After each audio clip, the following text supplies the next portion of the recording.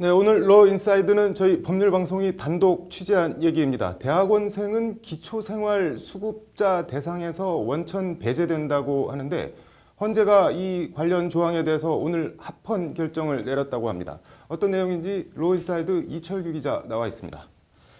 이 기자, 먼저 헌재 헌법 소원을 낸 사람이 있을 텐데 어떤 사람인가요? 네, 이 헌법 소원을 낸 A 씨는 일단 부모님이 안 계신 고아입니다. 네. 그 어린 시절을 또 고아원에서 지냈다고 하는데요. 네. 뭐 고등학교를 졸업한 뒤에도 뭐 다리미 제조 공장, 네. 뭐 그리고 구청 구두 닦기 같은 뭐 생계를 해결하기 위해서는 뭐 닥치는 대로 일을 하면서 네. 열심히 일하면서 배움을 포기하지 않았고 대학까지도 스스로 졸업을 했다고 합니다. 네. 이 청년은 또 자신처럼 소외되고 뭐 어려운 그 경제적으로 어려운 사람들에게 좀 법률적으로 도움이 되는 법조인이 되고 싶다 이런 꿈을 가지고 네. 현재 모 대학교 그 법학과 석사 과정을 밟고 있는데요. 네. 문제는 이 청년이 로스쿨 진학을 선택하면서 불거졌습니다. 네, 뭐 아주 착실하고 건전한 청년인 것 같은데 뭐가 문제가 된 건가요? 네, 결국은 뭐 경제적인 문제로 귀결되는데요. 네. 현행 국민기초생활보장법에 의하면 네. 제15조에 자활근로라는 것을 규정하고 있습니다. 네. 뭐 요약하면 만 18세에서 64세까지의 성인은 일단 일정 시간 이상 그 근로를 해야만 그 조건부로 수급비를 받을 수 있도록 하고 네. 있는데요.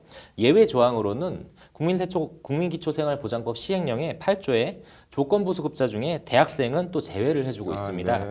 그러니까 대학생의 경우는 정해진 시간만큼 일을 안 해도 뭐 형편이 어려우면은 수급비를 받을 수가 있는데 네. A 씨는 이 규정에 따라서 대학교까지는 이 수급비를 받았는데 네. 대학원에 진학해서 로스쿨 준비를 하다가 보니 대상에서 또 제외가 됐고 네. 또 돈이 있는 것도 아니어서 결국은 또 학업을 포기하게 되는 상황에 또 몰렸습니다. 네. 그래서 이 A 씨는 뭐 자신은 대학 때와 상황이 달라진 게 없는데 뭐 대학원생이라고 무조건 기초생활수급자에서 제외하는 것은 헌법 제11조에 규정된 평등권을 침해하는 것이라면서 헌법 소원을 냈습니다. 네. 뭐 이 청년의 의도를 곡해하는 건 아니지만 어떻게 거꾸로 보면은 그러면은 기초생활 수급비를 받기 위해서 대학원에 갈 수도 있는 거 아닌가요? 이렇게 보면? 네, 이 청년의 경우는 좀 다른 특징이 있는데요. 바로 네. 앞서 말씀드린 고아라는 점입니다. 네.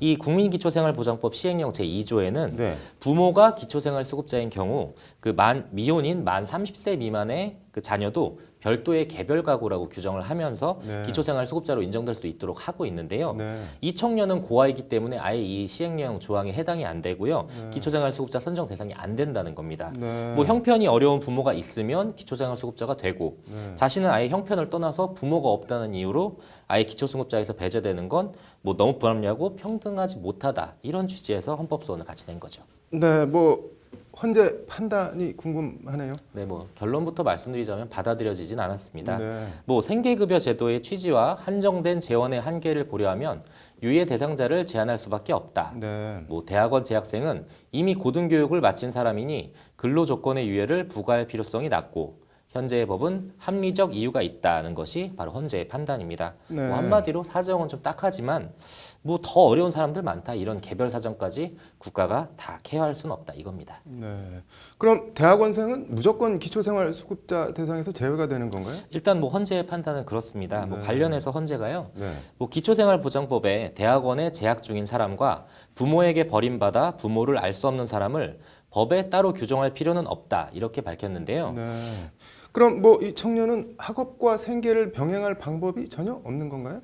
뭐 아주 없지는 않은데 현실적으로는 좀 어렵습니다. 네. 뭐 일단 로스쿨에 입학을 해서 장학금을 받고 다닌다는 가정하에 행정소송을 제기해서 뭐 근로유예 결정을 받아서 기초생활수급자에 선정되는 방법이 있는데요.